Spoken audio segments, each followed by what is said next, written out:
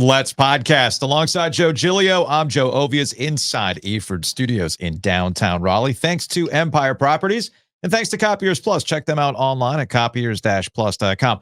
On today's show, in fact, in the mere moments we're about to get into this, you're going to hear a lot about value.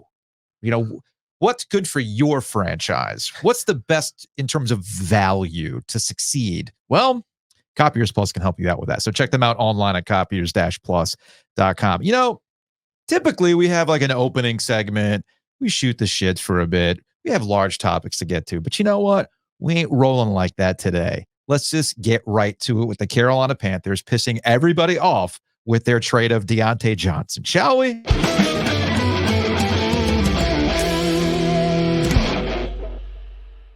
And joining us on the Heister Automotive Group hotline to talk about said trade, it is Mike Kaye of the Charlotte Observer, who covers the Panthers. Mike, what's going on, man? Well, the Panthers certainly didn't get a Copiers Plus value for that trade yesterday, and I think Tuesdays are typically supposed to be my chiller days, but I think I worked from like 8 a.m. to like 10 p.m. last night, so fun. Yeah, fun. There's a lot of layers to this onion to peel back. So let's actually just get to the heart of the matter and why this essentially turned out to be a pick swap between the Baltimore Ravens and the Carolina Panthers in a wide receiver market that a lot of people have pointed out is a very hot one right now. In fact, the same day that the Carolina Panthers make a deal for Diontae Johnson to send him off to Baltimore, a Super Bowl contender, we find out what's going on in Houston, right? So there's all sorts of teams that might be interested in a pretty good wide receiver, and yet the Panthers couldn't get anything more than they ended up getting, maybe moving up anywhere between 15 to 19 spots because of all the other additional picks that happened between the 5th and the 6th round. So why didn't the Carolina Panthers get a better situation, or why was a 6th round pick involved with Diontae Johnson? Well, I think to understand the value here, you have to go back to March when the initial trade happened. The Panthers basically made 2 trades in one, sending Diontae Jackson, who was, by the way, going to be cut within hours if they did not make this trade with the Steelers. They sent Diontae Jackson and a 6th round pick to Pittsburgh for Diontae Johnson and a 7th round pick. Essentially, the 7th round pick was to kind of break even on Diontae Jackson. The 6th round pick essentially told you what the value of Diontae Johnson was. Obviously, he was the number one. So the Steelers are basically telling you his value is a 6th round pick 7 months ago. So he's on the final year of his deal, making a decent chunk of change. And he's got 17 games left to prove himself. And clearly, based on the actions of the franchise, this was not going to work out long term. The league knew it. I was told last Friday, I believe, that the initial asking price for him was a 3rd round pick. They started taking calls and negotiating with 2 teams roughly a week and some change before this trade was agreed upon. Those 2 teams eventually dropped out, and Baltimore was late to the party and inevitably offered what they offered, and they took it. Look, I think the only way to read this trade is that they could not wait to get him out of the locker room for whatever that's worth. And look, we've seen it. I mean, he's been in and out of practice a lot. He had the interception against Washington where he quit on a post route was just like rough tape. And I think, look, here's the thing. Everybody talks about all the national talking heads, especially folks in your line of work, like to talk about blow it up and fire sale. Sure.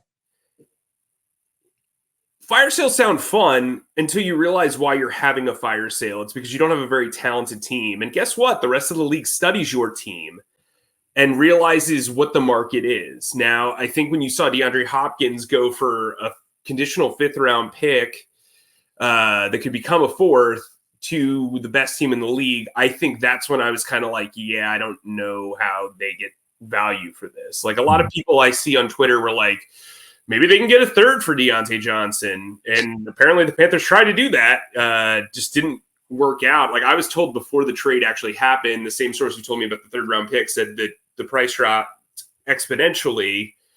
And what's funny is I thought that meant just like a 6th round pick. Nope. Just basically a pick swap that could only possibly move them up 1 pick. Really, if you think about it, if they finish in last place and the Ravens make the Super Bowl or win the Super Bowl, that's a 1 pick jump. Mm-hmm. Wonderful. And I think that's where you used the phrase a couple of years ago or last year. All this stuff runs together now when it comes to the Panthers. Sure. You referred to a lot of the issues with the Carolina Panthers being compounding mistakes, right? Mm-hmm. And I think Diontae Johnson, I think the fan frustration comes from those compounding mistakes. You know, look at the deal that brought Diontae Johnson here, and what are you ultimately left with, right? That's left with 1 player when it's all said and done now. So if I remember my draft, you know, all the shenanigans that go along with it. And then to your point, it's like these decisions compound upon themselves to the point where you ended up getting a guy from Pittsburgh who already had an interesting reputation to begin with. As you said, the Pittsburgh Steelers let you know what the value is, and he hasn't done anything in Carolina, whether on the field or his own actions, to make another team go, you know what? I know we're desperate for a wide receiver, but we certainly know we're not going to overpay to get somebody like that. What's he really going to add? Sure. And they're in the bad place, man. And it's really hard to get out of that bad place, but you got to start somewhere, right? Right. And you're trying to protect culture. And here's what I would say. Diontae Johnson goes from being the number 1 option for the Panthers to probably like the 6th option in Baltimore. I mean, you look at it, they have Rashad Bateman, Zay Flowers, Mark Andrews, Patrick Richard, Isaiah Likely, like Nelson Aguilar. So he's probably your 3rd or 4th wide receiver, but they also target their tight ends a ton. Oh, and by the way, they have Derrick Henry, who is having an unreal season. Lamar Jackson is also a runner, so that takes away another couple of looks your way. But I think that's telling to what it looks like to be a Super Bowl contender and what it looks like to be the Panthers. Yeah. And I think this is a buyer's market. I mean, Devontae Adams, who's going to be a Hall of Famer, went for a 3rd round pick. Like I think the league told you what the market is early. And I think the Panthers just put up their hands and went, listen, we're trying to build a culture here. If this guy isn't going to work out and we're not going to re-sign him, let's move on before this becomes a problem. So what's next for the Panthers? Any chance they can get any value for their Munchkin quarterback who's not an NFL player? Well, I think if you feel that way, then probably not. Again, the rest of the league is watching what you're doing. My standpoint on this is, listen, those 3 games that he started have not gone well. The rest of the league has tape. The rest of the league scouts. I would treat him like a relief or like the 5th pitcher in your rotation, right? Eat innings, can get you through the season. Andy Dalton's 36 and hasn't played well as of late. If he stumbles or is injured, Bryce knows the offense. You can get him through the season. Why put anybody else in harm's way, I guess, is the sentiment. But like, to me, if you're trading him at the deadline, what you're doing is you're trading him to be a backup for a playoff team. Mm-hmm. And if a team is trading for him to be a backup, they're not going to pay anything for him. So the best course of action would probably be to keep him on ice or have him continue to play. And then when the market resets, teams are trying to sell hope. The draft order is in play. You know how many starting level quarterbacks are in the draft.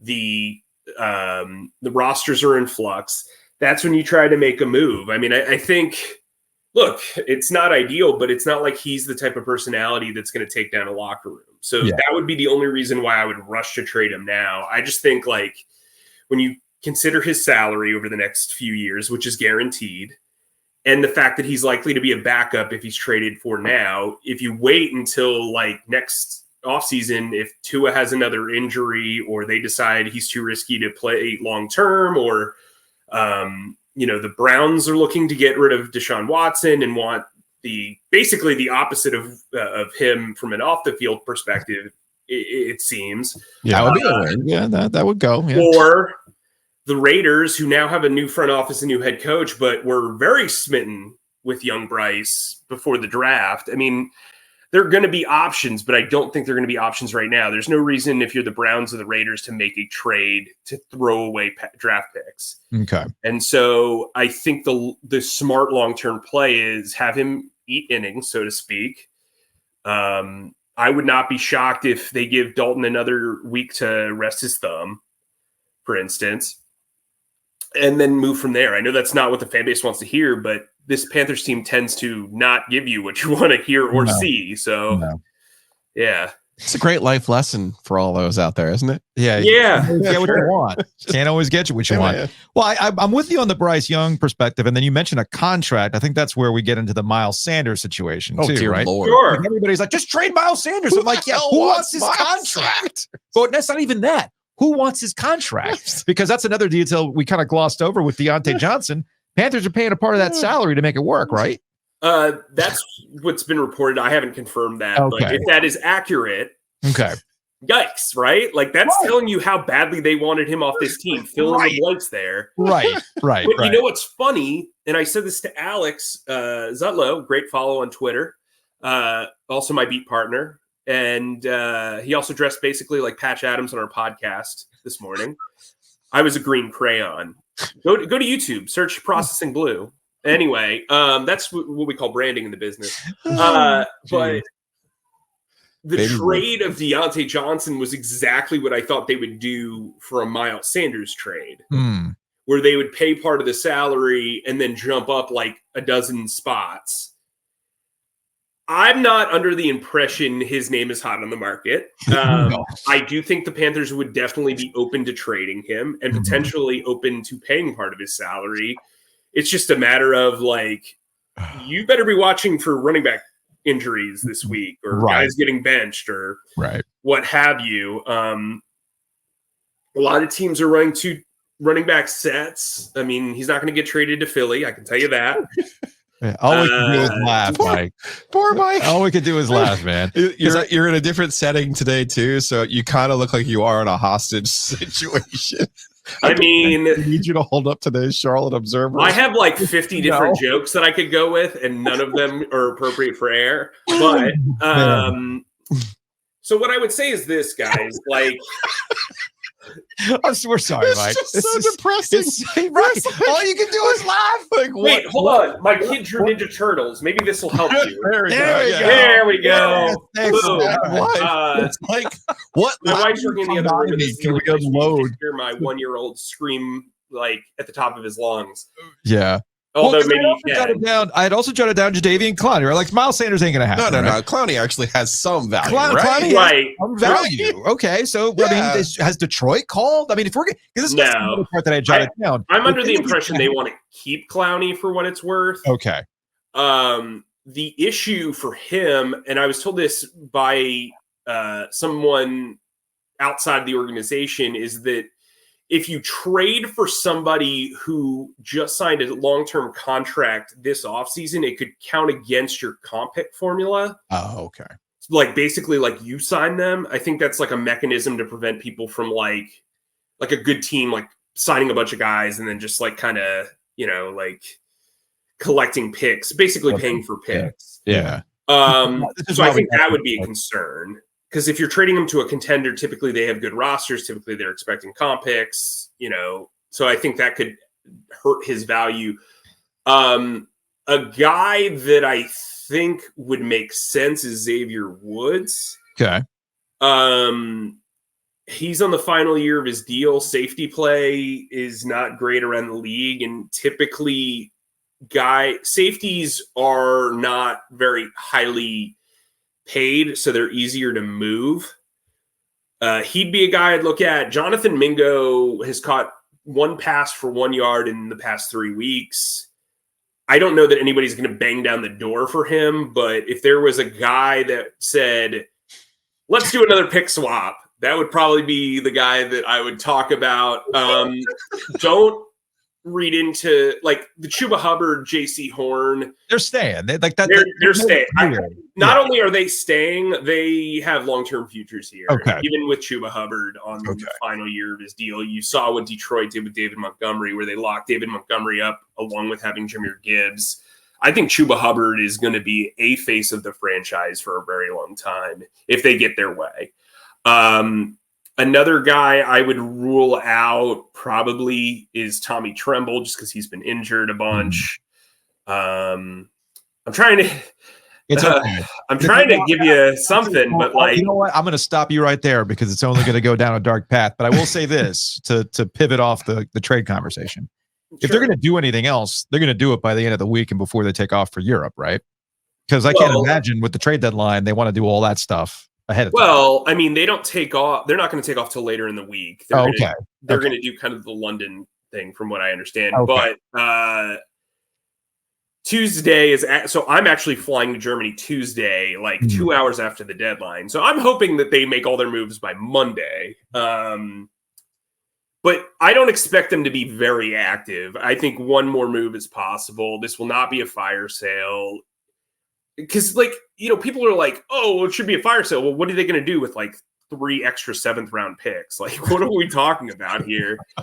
And, like, I don't mean to, like, sound, like, onery or condescending, but it's like, guys, you're watching the same trade market I am. It's like, what, like, they just traded their best wide receiver for, like, a move up of 10 picks, possibly. Like, what are we talking about here? I have to laugh with you because... First of all, I've been saying this is the Germans' punishment for 2 world wars, right? Panthers against the Giants. I was not taking into consideration the punishment that you personally have to go through. Now you have to go watch this pile of crap in Germany. Well, there's a beer beer's good. I mean, come on. Yeah, I hear the beer. So what's crazy, if I can get personal with you, this is actually kind of like a special thing for me because my grandfather was a diehard Giants fan his entire life. He was in the Navy in World War II. And we used to watch games together. He rooted for the blue team while I rooted for the green team. Obviously, I got ties to the Eagles. And he passed away while I covered the Jaguars. And I never got to cover a Giants game while he was alive. Oh, okay. I mean, I obviously covered a bunch when I covered the Eagles, but, it's just kind of weird, a Jewish sailor in the Navy who was on the USS Wasp probably couldn't imagine the NFL being played, let alone the Giants playing in Germany. So I've been thinking about him a lot this week and next week. And, going to be looking into a lot of the history there, obviously.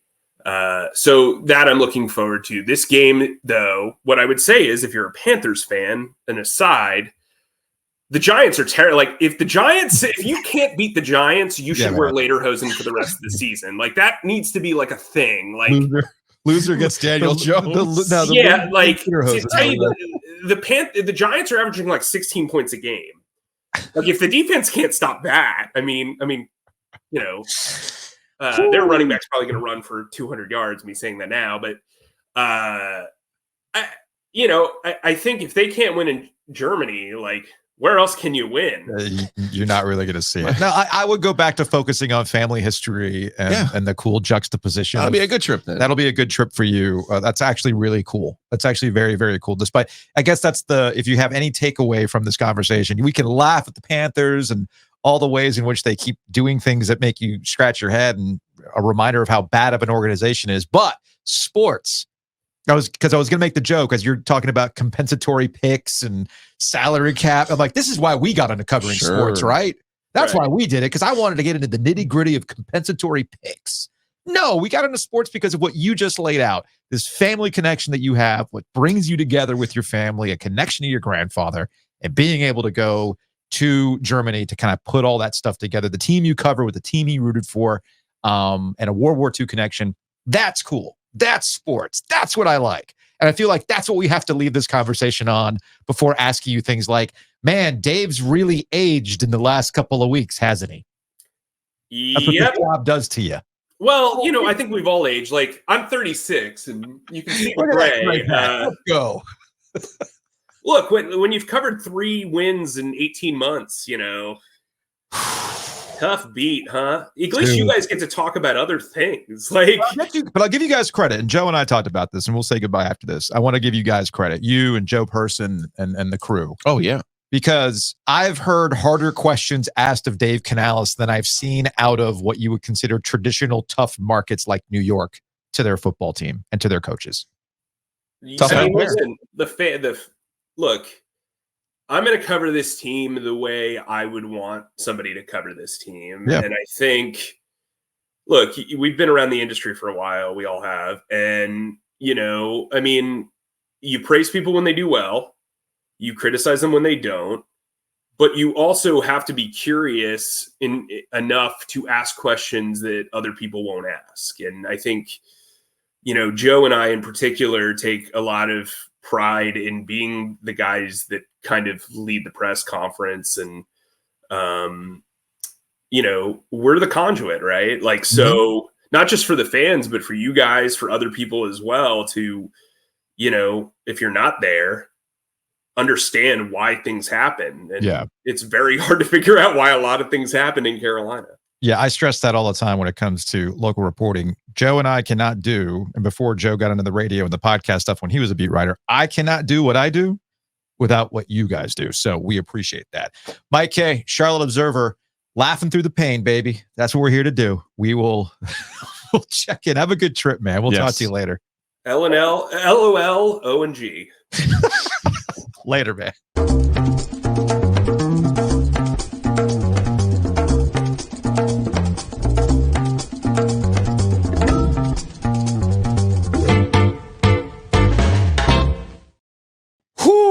Poor Mike, man.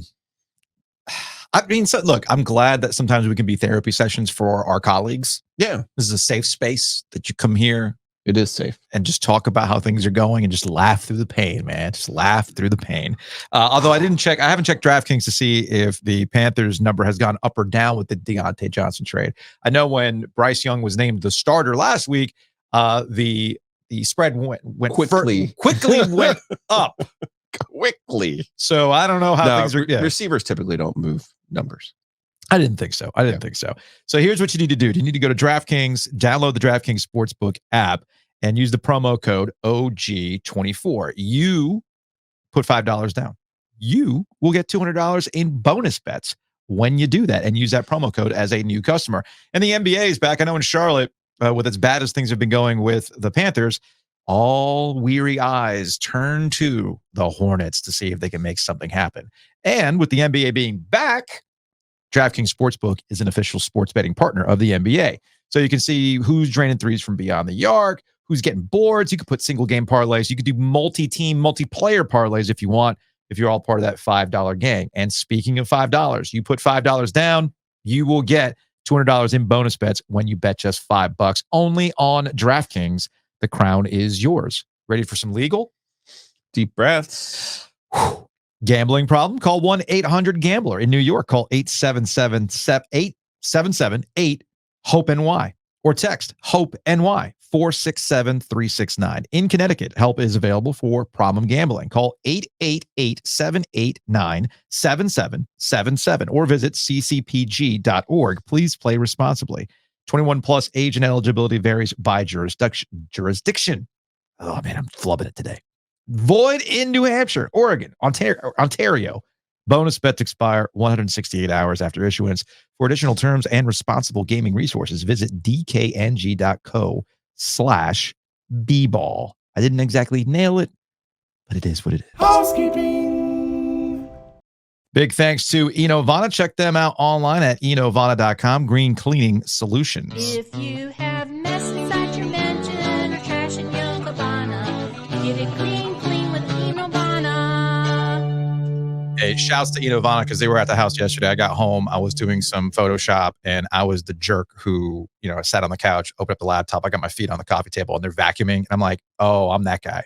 So I moved myself over to the couch to get the feet out so they could do what they were doing while I was working. But they're pros at Enovana. Check them out, enovana.com. OGTrianglemedia.com. Go subscribe today. Be an OG fan subscriber. Joe wrote a newsletter yesterday. We got a Canes newsletter coming out today from our guy, Tom. You get premium podcasts, including the Butcher's Market OG mailbag and things like ACC Panic Room and OG Business. We'll also be adding women's college basketball coverage to the newsletter. We launched a new podcast available for free. You can check it out on our YouTube channel here on Ovies and Giglio at OG Triangle Media. You can also check out the women's basketball podcast with Mia O'Brien and Mitch Northrum. That first episode is out today, so go check that out wherever you get your podcast. We will be at State Farm in Garner with our guy, Matt Davis. In the meantime, check him out, insuregarner.com, theoginsurance.com, or call him directly at 919-779-8277. I'll be in my red polo tomorrow. We have Hurricanes tickets we're going to give away, right? What do we have to do to get them? How are we working? How are we making this work? How do you want to do it? I don't know. Okay. Do you want to do like a drawing? We can. You have to be there to drop it into the bag? Yeah. Into a hat? Let's do that. Let's just drop on by, say hello, and put your name in. You want to do old school radio show up in a box? What do you want to do it? 2:45? Do the drawing at 2:45 or do it at 3? We'll do it at 3 when the show ends. Okay. Yeah. I'll have access to stickers at State Farm tomorrow too. Oh, so come on by. Very exciting. I'll have to put that on social media. Yeah. In the meantime, head on over to insuregarner.com or theoginsurance.com. Big thanks to Roback. Giglio's rocking his Roback today. I have that same hoodie. I was wearing the Roback yesterday when I went to O2 Fitness. It was a double corporate champion sort of day at Seaboard. And you can go to roback.com right now and use that promo code OG20, RHOBACK.com. As far as Access is concerned, Access is now closed, correct? No. We still have access. Oh, okay. I never know what you want to cap these things at. So we have choices. Okay. There's a red, there's a blue, there's a black quarter zip. Oh. Yes. You didn't tell me about the quarter zip. Different options. Different see. logos, different options. Okay. You can be a part of that access if you email me, giglio.joe@gmail.com. A lot of people have responded already, which is good. I've emailed you back. I've sent you your information. Just keep this in mind as we work through this. We are pre-ordering these items. So I don't have them in hand right now. Yeah. Pre-ordering. Our target date is to have these well in hand for the OG tailgate, which is December 15th. In December, yeah. But I do believe it will be before then. Again, it's just a matter of how many of these come through. But yeah, the response has been really good. Awesome. Send me an email. It's giglio.joe@gmail.com. Speaking of double corporate champion sort of days, you can make it a double corporate champion sort of day with Longleaf Swine. So go to longleafswine.com. You can cater an event. You can order for your tailgate. You got Thanksgiving coming around the corner. You can actually do a Thanksgiving meal thanks to our friends at Longleaf Swine. But this is the perfect time of the year. You can actually start your Thanksgiving with swine burritos. Yes. That would be amazing. I'm an all-day eater on Thanksgiving. I don't know about you. I am. Yeah. I tend to be. So it's got a great spot in downtown Raleigh, great outdoor seating, great menu that changes all the time. The smash burger's on point, as we've said, and you can go to longleafswine.com today and get you some. And then when you're done with that, go to Two Roosters up the way, right? Off Person. Oh, I got to do it, don't I? We've got 2 more days, but Friday's the day, man. Chocolate chess pie. Ice cream pie. It's pie. Two Roosters pie. So go to tworoosters.com. So how's this work? You got 2 more days until this is out or 2 more days to order it? No, 2 more days till it's out. Okay. November. It's a November featured item. Oh, you mean they're not like other places that just blow right past Halloween? No. What? That's crazy. They still have all of their October flavors, their October Halloween specialty items. Of course, there's this secret pint of the month club that only I am allowed to be in. Fine. So be it. Go to tworoosters.com and go join the Pint Club. You can join it too. It's not just a thing for Giglio.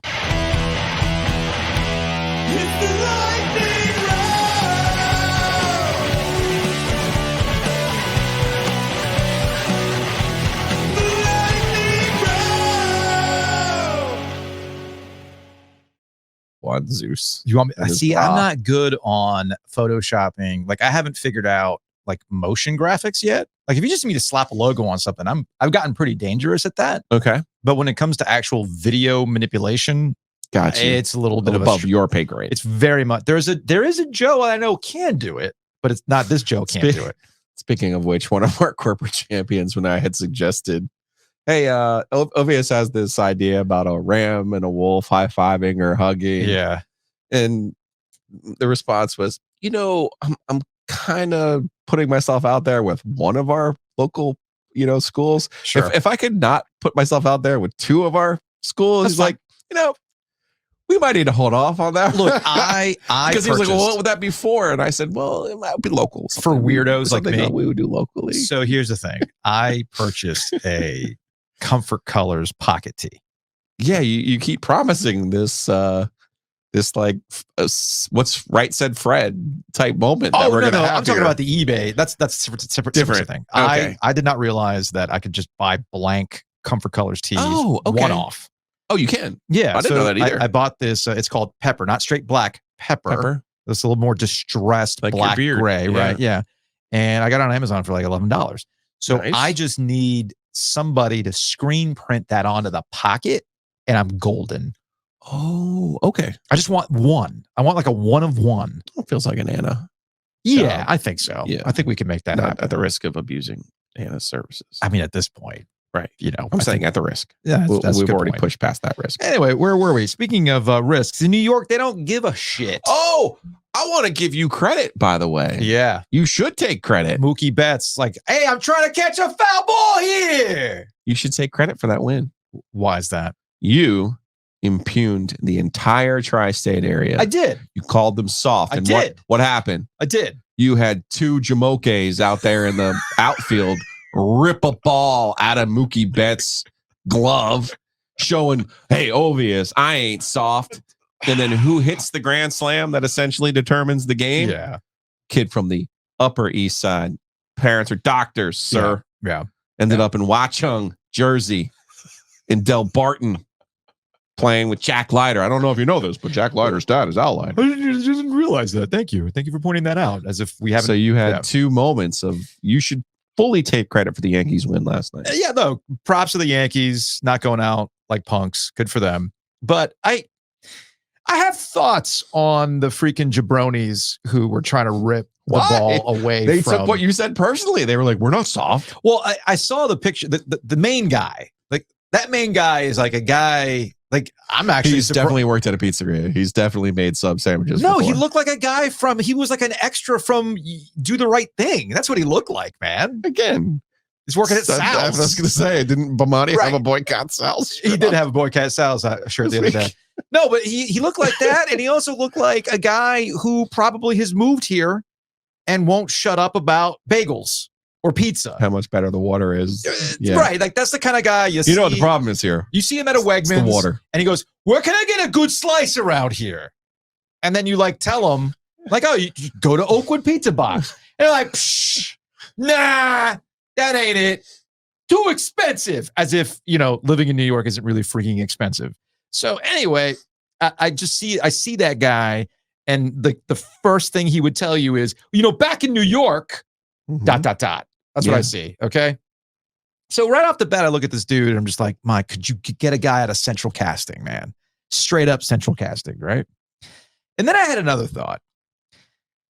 This obviously didn't mean anything in the grand scheme of things, right? Which is probably for the best. But like, I was texting with Chris Clark and Russell Love Muscle yesterday. And Russ is a Cleveland fan. Okay. So he hates the Yankees. Sure. He also hates the Marlins. Yeah. Respect. for reasons, right? And Chris is a Yankees guy. Okay. And he just goes, effing Yankees fans, man. And then we got into this conversation about Jeffrey Mayer. Mm-hmm. And the differes between Duke golf legend Jeffrey Mayer, right? That's right. I forgot about. Did he go to Duke to play golf? Pretty sure. No, let's see. Now you're gonna have me. Damn it! If only there was a Google machine. I know Duke. I'm spelling his name wrong. Hold on. Jeffrey Mayer incident. That was at 1996. Duke golf. Let me see if he actually showed up. Yeah, no, Denison University. Jeffrey Mayer, 12. He apparently is if this is the same Jeffrey Mayer, he appears to be a golf pro now. That tracks. Yeah, he's definitely got into golf. For whatever reason, I thought he was at Duke, but yeah, on LinkedIn, he's Jeffrey S. Mayer, member profile PGA. He apparently is working out in Rancho Santa Fe, California. Tough life, man. At LaVale Coastal Club. I bet you that's a tough life. If this is the actual Jeff Mayer. Totally tracks. But anyway, that's neither here nor there. So the first two things that come to mind with what happened with the Yankees and the fan yesterday was the nature in which it happened. So like Jeffrey Mayer is a kid going for a home run ball. It is what it is. Right. There's nothing malicious about it. Right. Nothing malicious. Okay. He's a kid. The context makes sense. He caught it above the player. Yeah. I mean, obviously it was interference. Sure. It wasn't called that way. The rest is history. But in the moment, you felt for the kid because put yourself in that situation. You're however old he was at the time. Here comes this ball. You've got your glove. Man, your instinct is, man, I'm going to get this home run ball. Amazing. Okay, cool. Then you had Steve Bartman. Mm-hmm. Chicago Cubs, Marlins. Speaking of traumatic experiences for the other team, I mentioned Russ in Cleveland. Now I'm bringing up the Cubs, right? Mm-hmm. And with Bartman, I thought it was more of the same. Like, here is this guy it's a foul ball, so slightly different. He's out in left field. Mm-hmm. It was a foul ball, slightly different. But again, the instinct is, hey, man, here's a ball coming my way. Also not a kid. Like, he was in his 20s. But he was, regardless of how old he is, it was more of an instinctual, oh, shit, here's a ball coming my way. That's an instinctual thing. Okay. And then, you don't know where Moises Alou is at that time because you're focused on the ball. Sure. All right? Sure. This was different. This was some bullshit. That's what that was. That's what that was. Foul ball. The guy already made the catch. They just wanted a souvenir. I don't care, man. You're the one who called him soft. This is your fault.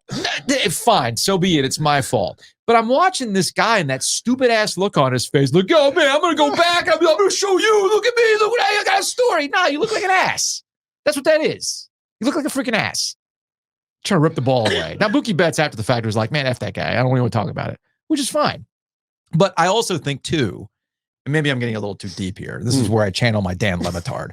I'm going to hit you with a new one. I'm not doing my my Colin Cowherd.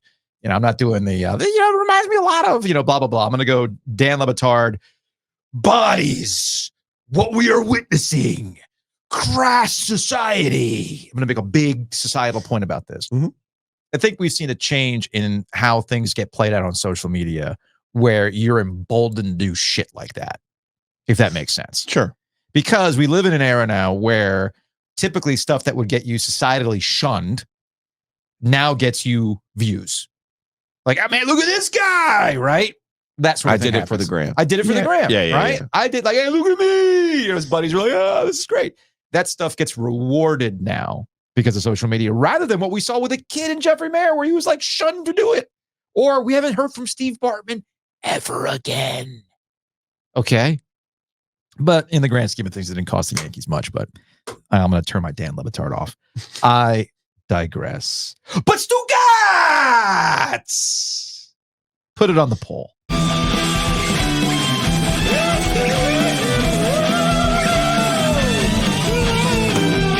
The lightning round. Can the Yankees come back, though, Joe? No. Hopefully they'll win tonight. Garrett Cole tonight, right? Mm-hmm. So you would like to see the series extended, but no, I mean, the Dodgers why were they pitching to Freddie Freeman last night? Like, that's what I couldn't get over. What is it, 6 home runs in 6 games? I literally texted Elliot Avett, who is famous for wanting to pitch to everybody. Yeah. And I said, even you wouldn't pitch to Freddie Freeman at this point. Like, what are you doing? Yeah, I'm with you on that. It's coming down the lightning round. It's the lightning round. It's the lightning round. Thoughts on the guy from The Bear being Bruce Springsteen in a Bruce Springsteen biopic, Joe? Thank you, Chef. Oh, the main guy? Yeah, the main guy is going to be Bruce Springsteen. Jeez. Yeah. Feels like a bit of a stretch. Who plays Courtney Cox in a pivotal, iconic moment? Huh. Well, he was just in the Von Erich movie, too. Yeah.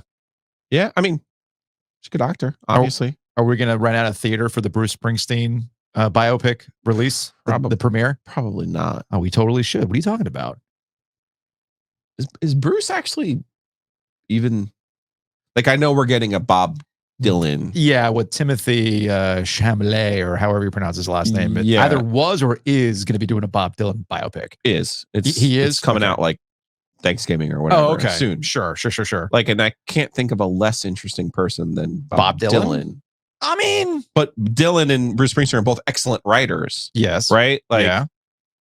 do we have like, I mean, this feels a little bit like Ernest Hemingway and F. Scott Fitzgerald, right? Like, they're probably better writers and storytellers than they are about their words and their work is more interesting than their lives themselves, is what I'm getting at. Does Van Zandt get to play himself, though?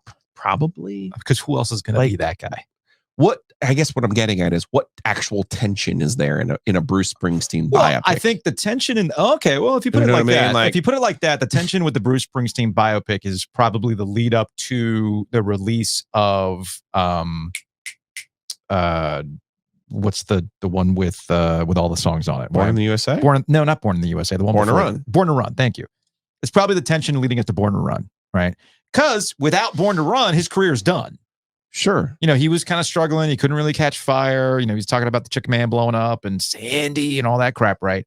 And then maybe it's because I watched the Defiant Ones documentary on HBO that highlighted Jimmy Iovine and Dr. Dre. Yes. And how they eventually came together to do Beats by Dre and all this other stuff. So in their concurrent stories, they're highlighting what Dre was doing. They're highlighting what Jimmy was doing. And Jimmy obviously was a part of Born to Run.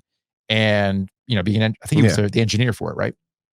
And they stressed just how make or break that album was.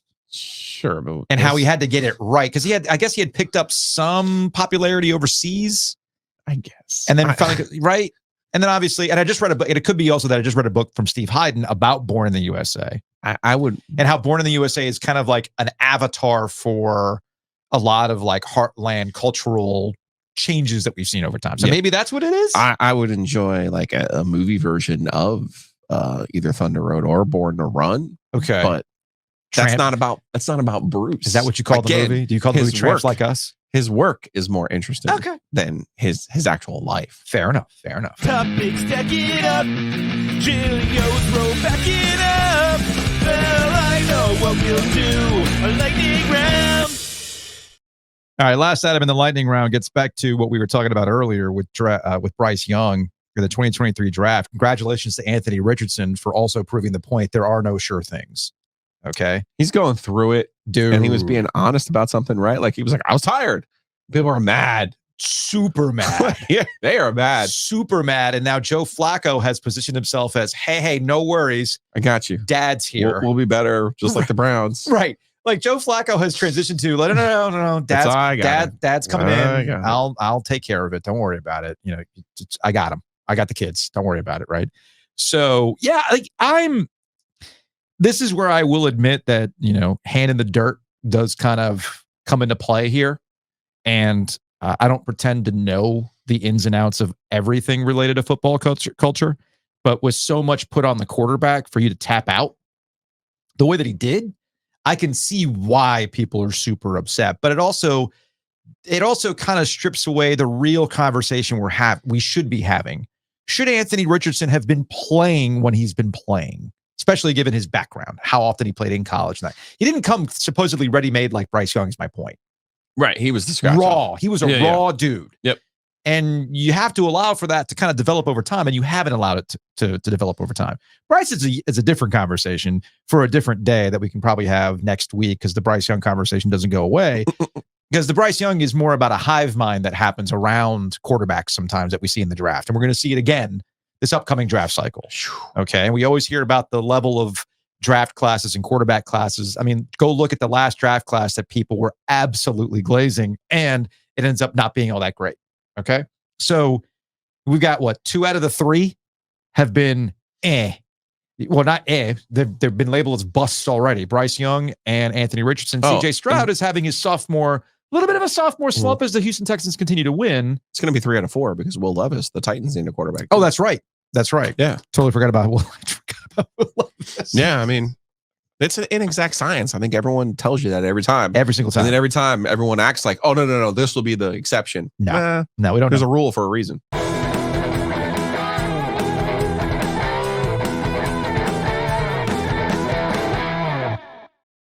Big thanks to O2 Fitness. O2fitnessclubs.com is the website. They are more than a gym. O2 Fitness, so much more than a gym. So I went to O2 yesterday. I got on the bike, and then I moved over to the arc trainer, and then I went to the elliptical machine because my knee. Why are you feeling so like Dude, aggressive? Because my clothes, I don't want to buy new clothes. I just want to feel comfortable in my clothes. So just like you want to feel comfortable on a day-to-day basis, so you go to Renew Physiotherapy. I do. Get that neck work. I actually saw some folks going to Renew Physiotherapy yesterday. Excellent. So I am going because I don't want to buy new jeans, Joe. That's a good call. And I just want to be comfortable in my jeans. I shouldn't talk you out of your self-improvement. I apologize for that. And that's what O2 is about. It's about total self-improvement. And making it easy for you to improve. With all sorts of locations all across the triangle. So go to O2fitnessclubs.com. Speaking of that commitment to just getting better, there is Loop Nutrition involved with O2 Fitness. I went yesterday. So you go to Happy Inhale, which has a tie-in with O2 Fitness and Loop Nutrition. Let's take a hockey break. Brought to you by Happy Inhale. What'd you get yesterday? The Med Bowl with steak. Ooh. Yeah. I hadn't thought about that. It's good. That's nice. It's that mint yogurty dressing. Cool. Now, the best part about this is that you can go to the arena and there's a Happy Inhale cart there so that you can continue Bueno Bowl. Following good through choices. on making good choices. As I dropped my pen, I made a terrible choice there. Speaking of good choices, they got all sorts of great choices at Nature's Relief. Check them out, naturesreliefhempstore.com. I broke out the CBD and CBD gummies to get a nice restful night of sleep. Active brain, watching the World Series, super worked up about jabronis trying to steal baseballs. I got to chill out. Again, you call them soft. This is on you. It's fine. So go to naturesreliefhempstore.com. Also, big thanks to Hometown Realty. MyHTR.com is the website. You can buy and sell with confidence at myhtr.com. Buy, sell, calculate, new construction, all over the place. You want to work with somebody that knows incentives, works directly with to make sure that you're getting the best deal. That is at myhtr.com.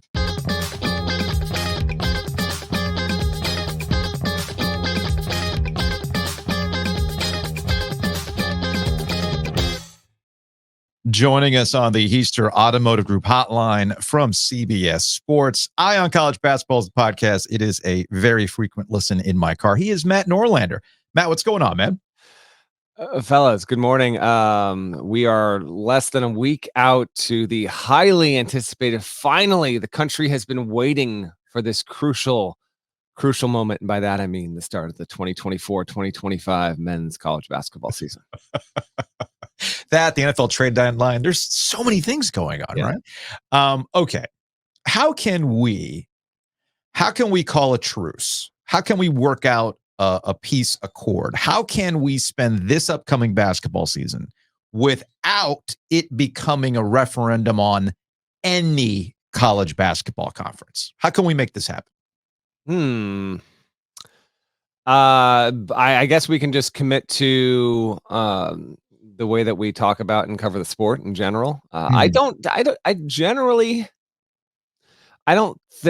behalf of myself, I don't feel like when I cover college basketball, I'm too conference oriented. That said, I understand why this happens. And actually, as I talk this out with you fellas in real time, we can't commit to this. This will not happen. It's actually a guarantee because we are now in the era of the mega conference. Yeah. And I speak to you as someone who is 3 days before I'm about to go cover my first college football game ever for CBS Sports. I will be at Ohio State at Penn State. Okay.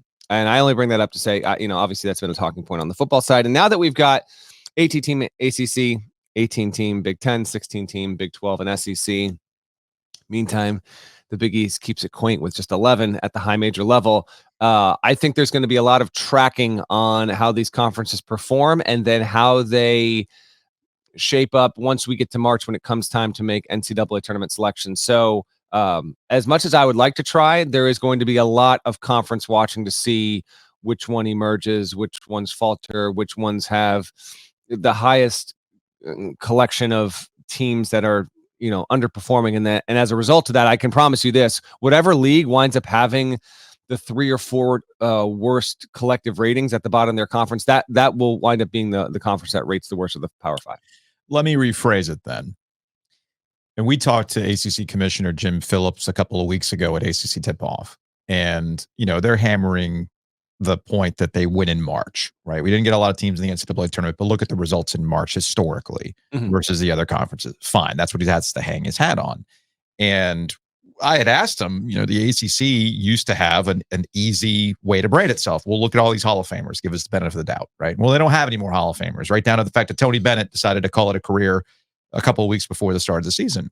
And his response to that was, well, have you guys not been paying attention? We accomplished greatness.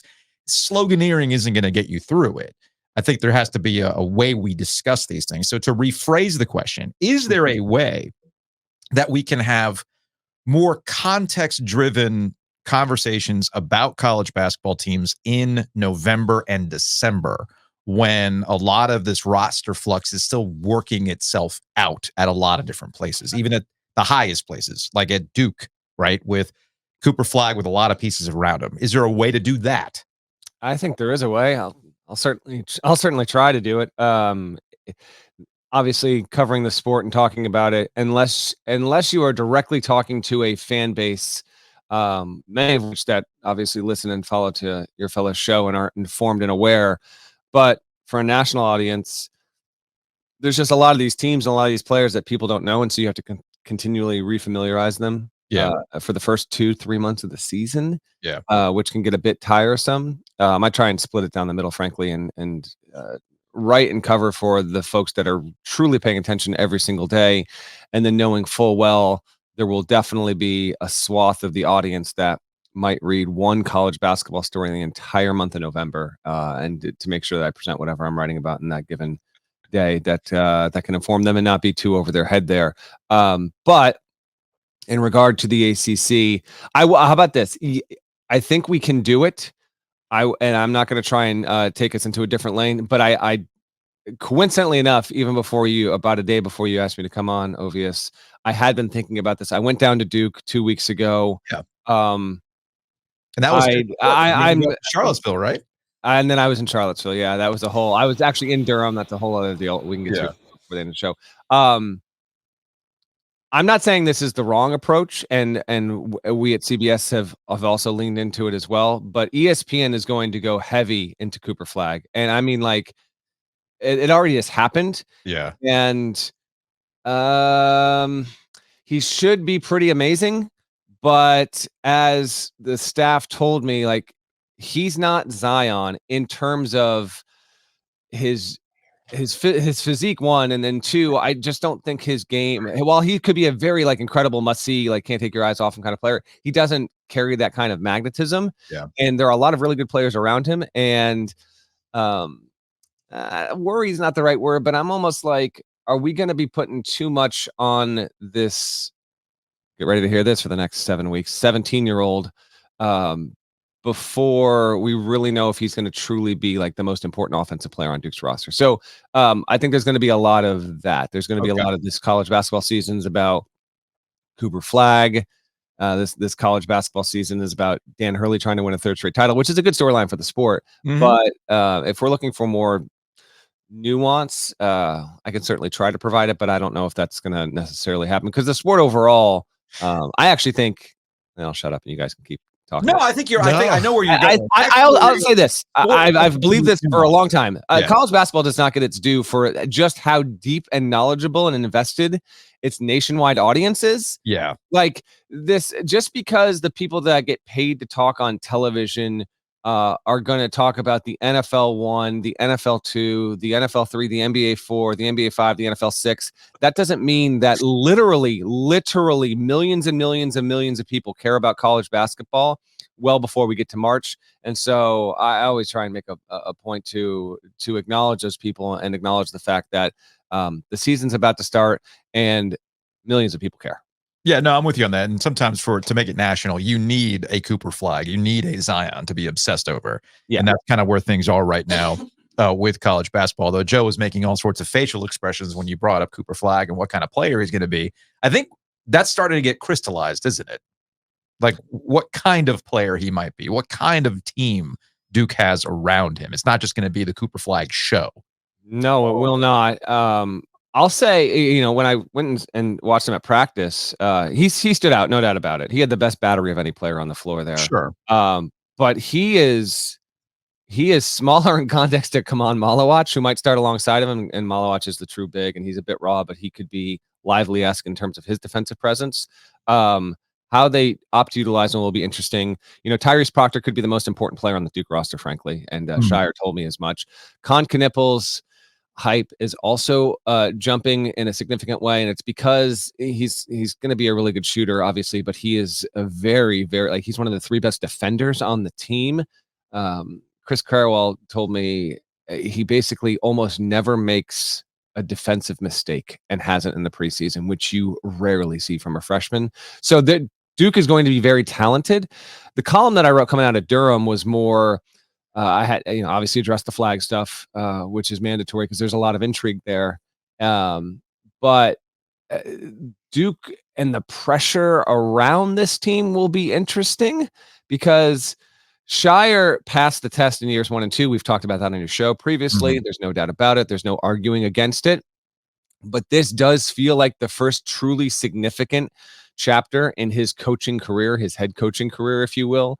And there will be a lot of adjudications on who he is as a coach based on how this season goes. I'm not saying that's going to be fair in its entirety, but because this is what comes with the territory of bringing in the number 1 class, bringing in what is statistically one of the 3 or 4 most highest rated prospects to come out of high school in the past 15 plus seasons. Duke will quote unquote need to be a 1 seed level team that at minimum reaches the Elite 8 again for a second consecutive season in order for this to be considered a successful season by those that care about the sport, and probably by Duke fans as well. And if we're talking about Duke in the first week of March and this team is 4th in the ACC and cozily sitting with a projected 5 seed, that is going to be a letdown. Yeah, let's talk about Duke and how they're constructed, because I think they got smart. I think John Shire got smart in the offseason by adding the veteran players that they did. And they don't have to be stars. And I think one big difference for this Duke team that I think people are not realizing is that Cooper Flagg doesn't even have to be Paolo Banchero, let alone be Zion Williamson, because he has so much help around him.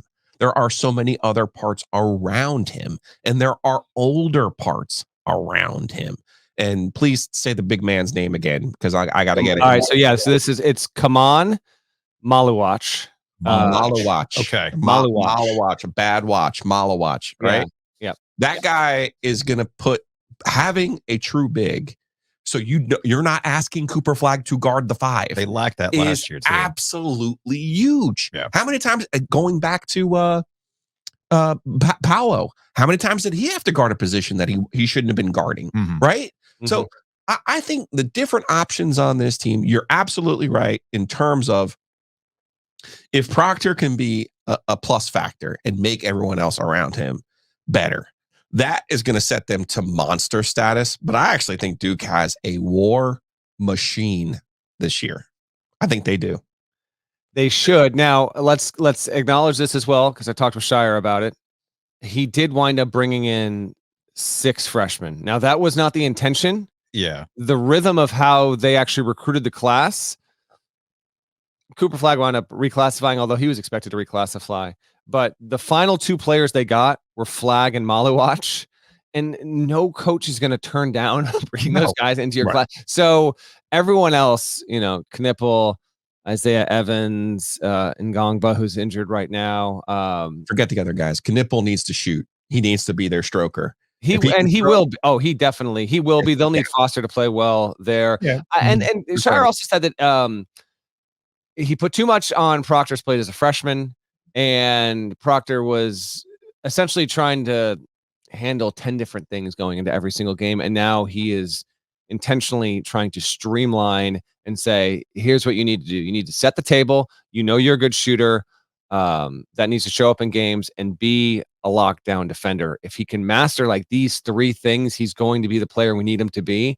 And then inherently, he's going to be the most important player, which will be huge. Caleb Foster, obviously coming back from injury and being fully at full strength, is key as well. But the point I'm making here is they do have a lot of freshman pieces expected to be prominently displayed. Now they've got Mason Gillis, who's an old dude. They got Sion James from Tulane, who no one outside of Duke's fan base knows, but he is absolutely a grown man and should play a big factor there. Malik Brown, who, if you follow the ACC, you're familiar with him, obviously coming from Syracuse. He's a really good player as well. I actually, when I went and watched him, I thought, this team is actually genuinely 10 deep if it wants to be. Will it wind up being that?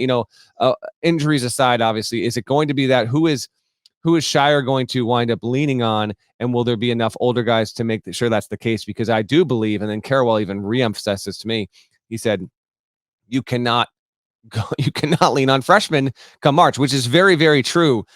Duke can win the title. Duke can make the Final Four if Cooper Flagg's the best player. That, I think, can be the case. Mm-hmm. Duke cannot win the title, and Duke cannot make the Final Four if we are seeing that it's Flagg, Knipple, Isaiah Evans are three of the four most important players, and Proctor hasn't been what he's been. That can't happen. I just think that there's a certain ceiling there, but no doubt about it. Tons of talent and a roster composition. Joe, I would agree with you. It's pretty loaded up, but it's about how it gets deployed and how good they are on defense. Keep an eye on that as well. I think there is some confidence in the building that defensively this team can really be among the best. But as Jay Lucas, who's essentially the defensive coordinator, told me, you hope that you can get there, but almost every single season, for one reason or another, injuries, non-injuries, just personnel, what you wind up running, who you are on defense in February can often drastically be a different identity and blueprint from everything that you're prepping on in September and October. So I'll be interested to see if Duke can rise to that elite defensive team. I think it will, frankly, between Malawach and Flagg, whose defensive instincts are tremendous. Before we leave Duke, I've already got Duke fans mad at me for multiple reasons, and that's fine. I own that. I'm going to give you a stat line though, and I want you to. I'm going to put this in your orbit so you can get Duke fans mad at you as well. Okay. Okay.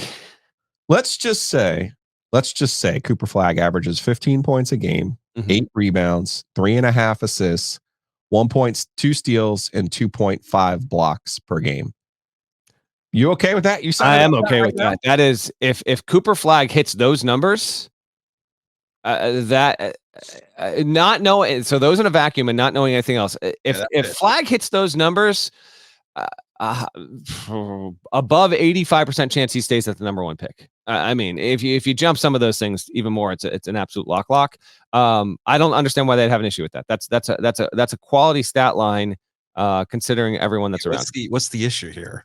That was Josh McRoberts' numbers from the 06, here's your 07 McBob season. Point. Okay.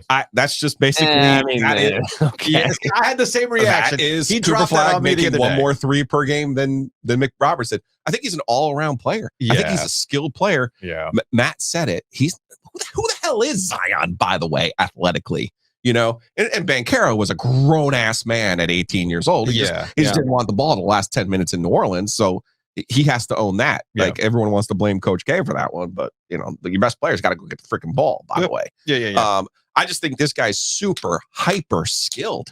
And if you have that type of stat line with a Malawach and with Proctor doing what he needs to do, with some of those older guys playing the defense that they need to play, I think they're the national champs. I think the problem with the McRoberts comparison is it's painted by the team that he was on. Sure. And the era, I'm not saying era of Duke he was associated with was not a great But he was era. the number one player in his class. He was super skilled. He was, but that was also the moment where Coach K said, "This ain't working. You got to do something else." So I think there's a negative connotation there, but I see what you're saying there. All right, and Matt Norlander is joining us on the Heaster Automotive Group hotline.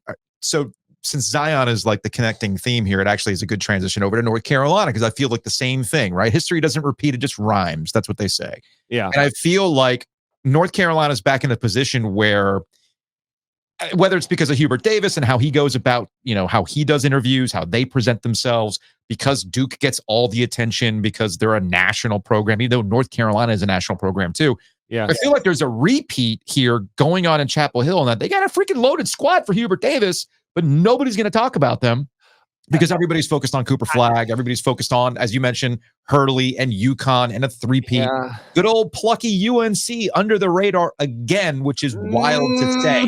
I can't say under the radar. Like under the Wake radar. Forest is Right Wake now. Forest is under the radar. No, North Carolina is not under the radar. I'm telling you right now, My Deeks. North Carolina is going to be under the radar with all the other storylines that happen nationally. It's going to be fascinating to watch. I would and disagree they'll with that. remind people they're there when they beat Duke. That's what's going to happen. No. You're simplifying it too much. That's Okay. not Okay. I will say this, and they will. I don't think this is how it's going to go. They will definitely not be under the radar if Duke is a top 5 team, and then UNC struggles to hang around in the polls on a week by week basis. They will very much not be on the radar if that happens. What's interesting is Gary Parrish and I are high on Carolina. We both rank them top 10 in the country. UNC is 15th at Ken Palm. Is actually, I think it's 5th at Torvik heading into the season, which is some pretty high praise. I think this team is going to be good. Carolina fans were the ones that kind of came after us in May and June, more GP than me, because he was the one doing the team rankings back that early in the offseason, where he was that in, and they were, as you guys are probably well aware of, they were just uneasy over the fact that they don't feel like they've got big man presence. They don't have enough front court stability there. And with that, and seeing who specifically, I guess, who Duke has, but even like Wake has, Efton Reed is a really, really good player. Can this approach and some strikeouts in the portal lead to UNC being in the 1 seed conversation again?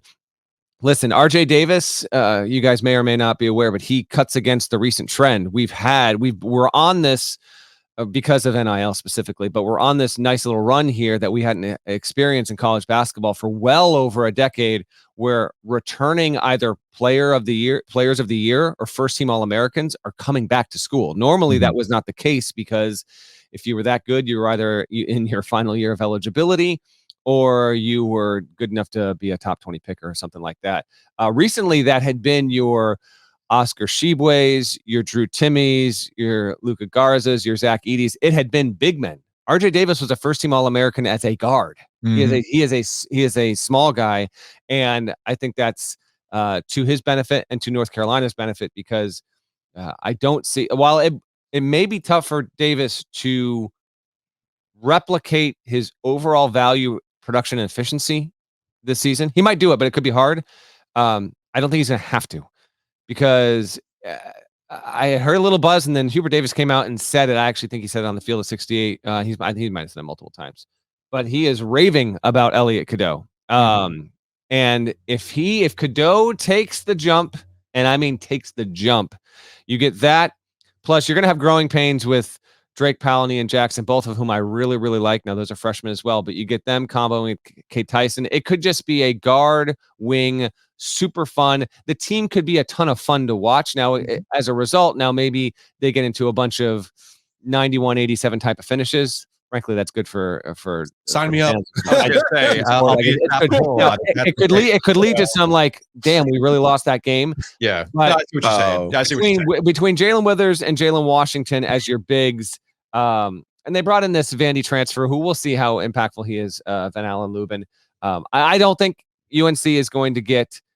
It's not going to be off the radar, overshadowed maybe a little bit, but really, really good team again, fascinating, and I'm pretty comfortable with Carolina being among, like, even, I don't want to say worst case scenario, but like way more often than not, I think this should be a top 15 team in the country. I love their pieces, and I have been in on Davis since he was a freshman. The fact that he's still here and still and should be one of the 10 best players, and should really, absolutely be one of the 10 most meaningful, valuable, best players in the sport is huge for the Tar Heels. 20 minutes. Haven't talked about the champs yet. That's par for the course. I think I'm people okay with it. I talk about them plenty. I live in this damn state. No, wrong champs. Oh, okay. Well, I thought you wanted to talk about Dan Hurley's UConn Huskies. What do you want? No. NC State. But that's. Oh, you want to talk about those champs? Those champs, the ACC champs, the team that really pissed off Duke in the Elite Eight, and that's probably why John Shire has a little bit more of a mean streak right now. Maybe I'll talk about it real quick because that didn't make my column. I'll save it for if and when it becomes relevant. State, though, huh? That's typical for State. No, it just wasn't relevant to the story that I was writing then and there. Just the loss and Duke getting beat by NC State, and I know where I'm talking and who I'm talking to, so let me be specific about this. Like Shire, it obviously is bothersome to lose to NC State, but I did try and lead the witness a little bit with that question that I asked him. Yeah. And his takeaway was more they tightened up a ton, and it wasn't about who we were playing, it's about when we were playing. It was about being in the Elite Eight. And I was like, so did you sense it like in the media timeouts? Like, your guys were not really where you need them to be mentally. And I'm paraphrasing here, obviously now, but he said, yeah, to a certain extent. And then he referenced how good they were in the first half and all that. And then he actually harkened back. You mentioned Mick Roberts. He harkened back to his freshman year when that Duke team lost to VCU in the first round of the tournament. And he remembered what that locker room felt like. He remembered what Mike Krzyzewski said that day and in the months preceding that. And then I think the nature of losing to State and and he said there were very blunt, honest conversations with Proctor about what he needed to do to get better. And then obviously opposite return.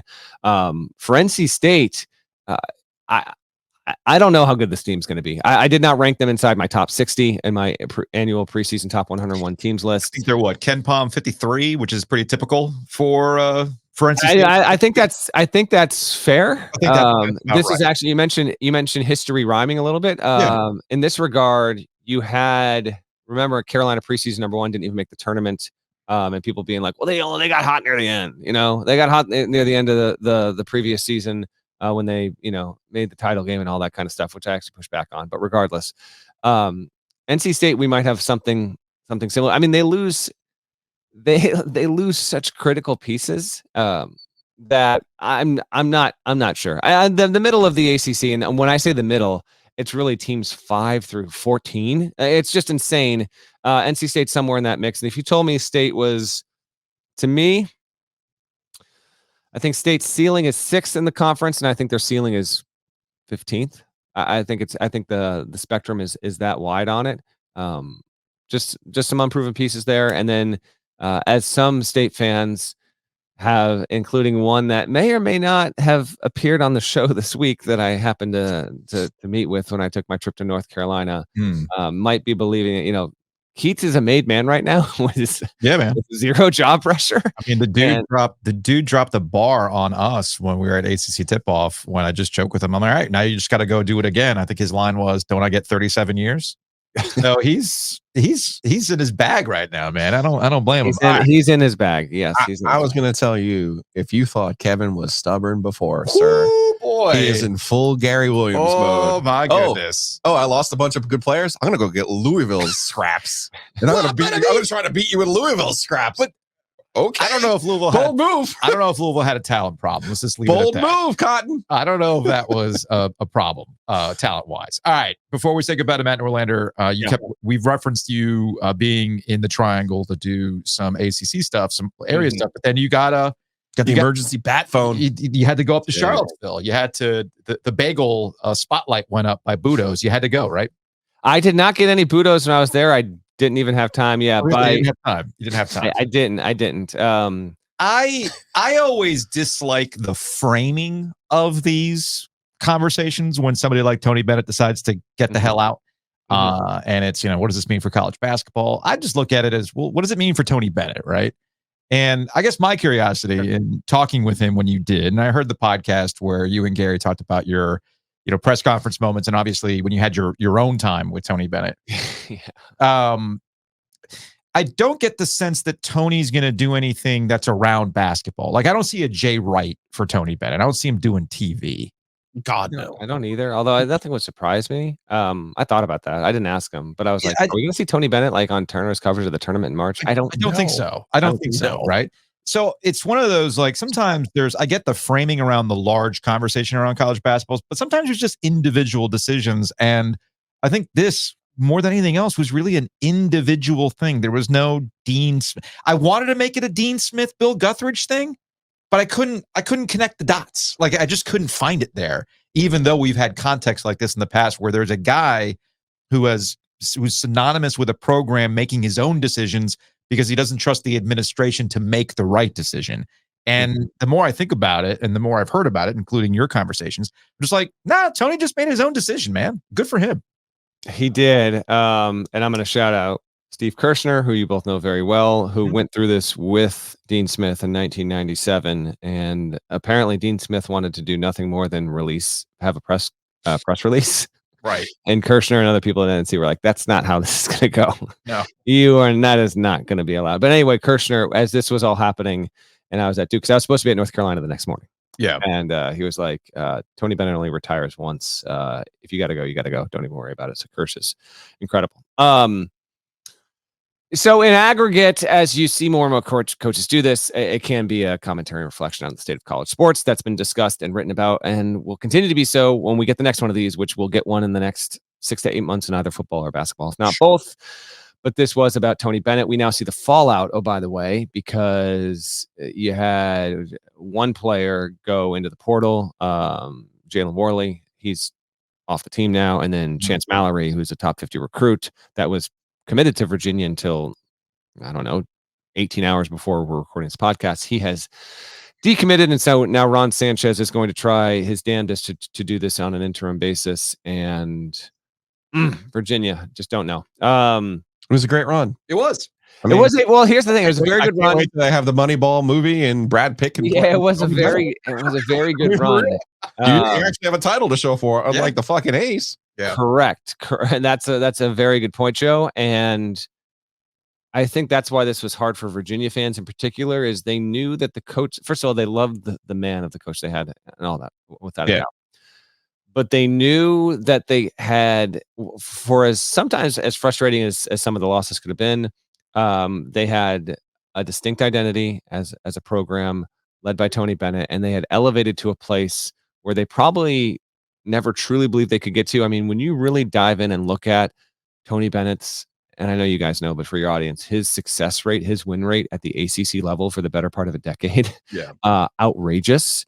And it's, well, I'm not going to say they can never get back to that point. It's very hard to envision how they will get back to that point. Before Bennett got there, you had Dave Lato, Pete Gillen, Jeff Jones, and I'm looking at it right now. I see Pete Gillen 5 and 11, and 4 and 12, and 6 and 10, and 7 and 9, and 4 and 12, and 3 and 13. These are conference records. Many years not even making the tournament, and now you need to try and adjust at an institution that I don't think is especially equipped to be able to thrive in the era that we are in. That's a lot of why Tony Bennett decided to do what he did and told people as much in the press conference, and then went a little deeper with me after all of that. But yeah, this was, I don't know how to put it more plainly than this. Tony Bennett he was not all in. He wanted to be, but he wasn't. And this came on very quickly. I take this man at his word because, frankly, I find him to be as trustworthy and truthful as truly any head coach in college basketball. So if he says it happened, I believe him. I'm not going to be a cynic on this.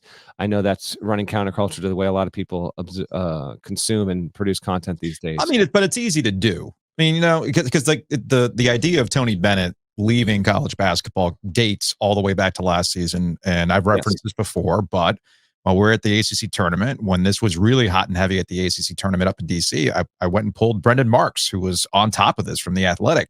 And we sat down and we had this conversation. So when he decided to sign a contract extension over the summertime, I'm like, okay, well, I guess something has changed, or maybe he's recommitted to doing it a particular way or whatever it is. And when he's walking around ACC tip-off, I'm like, all right, well, you know what? It's not even a thing. I mean, I stopped thinking about it. I'm like, okay, something clearly he's had a conversation, or he's come to peace with where things are, and he's going to give it a go. So to do it 2 weeks before the start of the season, or before the eve of the season, was surprising. And I can see why people were cynical, and they immediately go back to other instances where coaches make decisions to help their guy more than anything else. But in hearing him, talk about, well, you get wrapped up in because you don't get a day off, right? Mm-hmm. You don't get a day off. You're right. They're not asking for violins. They're just saying, like, yeah, you look up and it's 4 hours later and you've done nothing but text recruits and just do all this stuff that comes with the job. That's what the money's for and all that. Yeah. I mean, but it doesn't mean it can't wear on someone's psyche. And he just wasn't gonna live like that. And really, it came on like he and his wife got away. Like, I guess the story behind the story is like in the practices and the days leading up to his quick getaway with his wife, where he had this semi epiphany. Like he just found himself growing more frustrated in practices, having a couple of vocal outbursts, and it was the compound of a lot of stresses of the job, and the season was right around the corner. Yeah. And yet in some ways he still felt like he was on the tail end of April, dealing with a lot of this stuff. And then he goes away, and then he doesn't even intend to have this conversation or have this revelation. It just happens. Over the course of 48 hours, he realizes, I am not here. Like I want to do this at 100%, and I'm not there. Yeah. And he would have felt like, because a lot of it's been like, okay, make that decision privately and then announce it in March. Don't tell another person other than your wife. No one needed to know. He would have not lived comfortably with the guilt of knowing that he was trying to give it at 100%, but he was at 85%. He was at 80%, whatever you want to define it as, and holding this in and keeping this truth away from everyone. He would have rather have been honest in doing it this way. For as much as he didn't want to do it this way, he didn't choose to do it this way. He's a man of faith. And I know some people will roll their eyes at that. I get it, but this is how he arrived at this decision. And he doesn't even say that people shouldn't criticize him for it. He's very understanding of that, but it really speaks to how comfortable he is in the decision and in his truth, that stuff doesn't even affect him whatsoever. I mean, he was going to do this because he didn't feel like he was best equipped. And I thought that was self-evident in the way that he got emotional and trying to explain his reasonings at his goodbye presser. Matt Norlander, CBS, Eye on College Basketball. We appreciate the time as always. We went extra long, but the conversations are good, so we keep it moving, man. All right, dude. We'll talk to you later. Thanks, guys.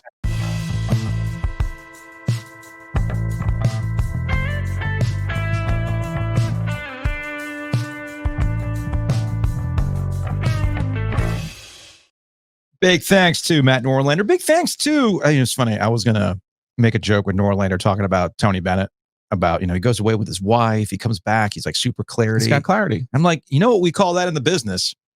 Post-nut clarity, Joe.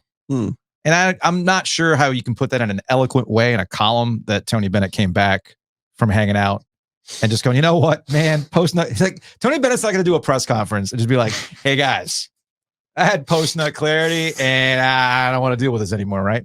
You know what Homefield has, though? They may not have that clarity. They might not have post-nut clarity. They have a great choice of Virginia logos. They really do.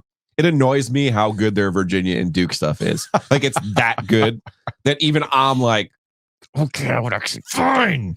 So go to homefieldapparel.com and have the clarity to save 15% off your order. Use the promo code OG24 when you do. In fact, Virginia fans, you can buy some wonderful hoodies and then cry into them as your season derails. Just a suggestion. Big thanks to homefieldapparel.com. Use that promo code OG24. Big thanks to Breeze Through as well. You can check them out online at breezethrough.com. As you start getting ready for basketball season, drop on by the Breeze Through outside the arena. Get your beer, get your tailgate goodies, snacks for the post-game traffic. It's all there at Breeze Through. And State's back at home this weekend. They are another noon game. Maybe you're looking for an easy peasy spot to park. Breeze Through can do that for you. Very handy. Not everybody has a tailgate spot. So big thanks to Breeze Through. We're going to be out there pretty soon to check out one of their brand spanking new beer caves. Big thanks to Whitaker and Hamer. WH.lawyer is the website. You can get all sorts of legal needs taken care of with their attorneys and counselors at law. It all happens at WH.lawyer. Big thanks to the Butcher's Market. They cater. This is a big deal. I know. You might have a holiday party at your place of business. Butcher's Market can handle that for you. Maybe you have a been large, to some bad holiday parties. dry ass turkey. Terrible food. No, not Butcher's Don't Market. do that to your employees. If you're going to be nice to them once a year, treat them right. I agree. Go to thebutchersmarkets.com. Use their catering service. Big thanks to Mosquito Authority and Pest Authority as well. Bugsbite.com is the website. It's getting cooler out. Mosquitoes aren't going to be as active, obviously, but that doesn't mean the other bugs are not active. Trying to find stuff in your house. Stupid ants. So bugsbite.com. You can bundle and save. Pay as you go if you want to, but I highly recommend bundling. Go to bugsbite.com to find out more about Mosquito Authority and Pest Authority.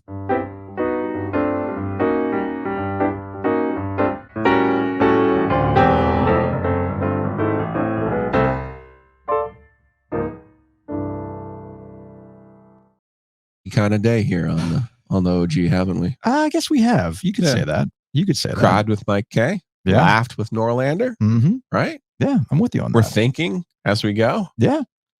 Yeah. Ready It's to a full laugh? day. Ready to laugh some more? Oh, yeah. Let's go to Twitter. From Woj, next year, Ovies and Giglio. Kelsey Brothers have been named People's Sexiest Podcast Host of 2024. Look, all I'm asking is you go to the Indie Week website and you write us in for best podcast. You're fired up about that one. I love it. You know what that is, Joe? It's called free promotion. Mm. If I don't have to pay for promotion, Mm. even better. We're on a limited budget. We so I don't think we're going to get sexiest, though. No. Sorry. Maybe next year. Mm. Let's see what else we got here. Let's go to Greg on Twitter. Duke just got the OG jinx. Good to see. I would never do that to Duke. Bullshit. You absolutely. I would not. You absolutely would. From Scott, is it true that it is true that Cheers was on for 11 seasons? It was back in the day when they made 22 episodes per season. So it seems like it was 16. Great reference. I hope State's winning in the ACC men's basketball tournament isn't cousin Oliver for the ACC. That's a good reference. Well done. That's a very, very good reference. Well done. Let's see what else we got here. Let's go to YouTube real quick. We've got from Candy in the Will Brenson segment. The doors, cabinets behind them move slightly back and forth often. Is he in a haunted house? Just curious. Yes. Yeah, he is. He is. From C3 Panther Pickle, Will Brinson said Anthony Richardson would be NFL MVP this year. So why? Fair enough. Fair enough. From Chibbery05, we haven't heard from or seen David Tepper this season. So why do people keep bringing him up and bashing on him? What happened has happened. Can we move on until he does something that needs to be discussed? I mean, well, we kind of understand that he's in the mix for all this kind of stuff. Lol. He's the man behind the curtain. He is. Come on now. And Eddie Harden Canals is fine, unlike number 9, who he knows does not have NFL skill. Get Dalton back there and roll with it and then improve the roster in the offseason. And finally, sometimes I know exactly how social media works. I decided to play the game yesterday. You had a take on Texas A&M that was meant for our audience. Right. Yeah, I'm trying to explain to them, like, if you think It's for NC State, our audience. Yeah. Right. This was not necessarily meant for Texas A&M. It's like when you're looking at a train wreck. But I know how Instagram Reels and TikToks work. They love the rage bait. Oh, So okay. I put it out there on TikTok. Hey, if Texas A&M is NC State with money, well, then we know exactly how the rest of the season is going to play out. Right. And we laid it out there. What did I forget, though? What did you forget? It's 2024. Yeah. Feels like 24. That's right. Maybe That's a good point. ATM has their 24 in them. So this got 221 comments on TikTok so far. Sorry. 221 so far. So far. Right. That's a lot. My favorite one was this guy, Jim, make podcast equipment more expensive. That's good. That's good. Who is this guy? Let's see. Please don't make me save all these and get back at you when I know. Texas beats you. Please don't do that to me. Yeah, who Come the heck on. is this genius? Heard a lot of references about A&M, but where did NC State come from? Who did you lose to every weekend? What do we? Let's see. Can you just let us have this right now? That's fine. That's fine. fair. It is 24 too. So. What an idiot! Let's come. A lot of people bookmarking this one. Like, I'm gonna Good. save this phone and come back on November 30th. Yep. Clip and save. I said, not all people need podcasts. It's fair. You know nothing about Texas A&M. Do I? You You sure? It's like, this is the crappiest take I've heard on any radio show. Yeah, all this kind of stuff. So I enjoyed this. Dude has no clue. Gets the people going. Sounds like you're just trying to prop up a 4th-rate NC school. Yeah, probably. Bro doesn't understand what Mike Elko has done, as if. Oh, yeah. As if, right. Yes. We didn't get that one. Yeah. Idiotic take. Can everyone please save this? L take.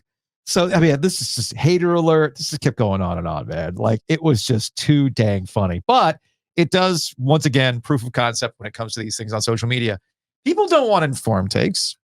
No. People do not want analysis. People do not want breakdowns. What they want is, what did this motherfucker say?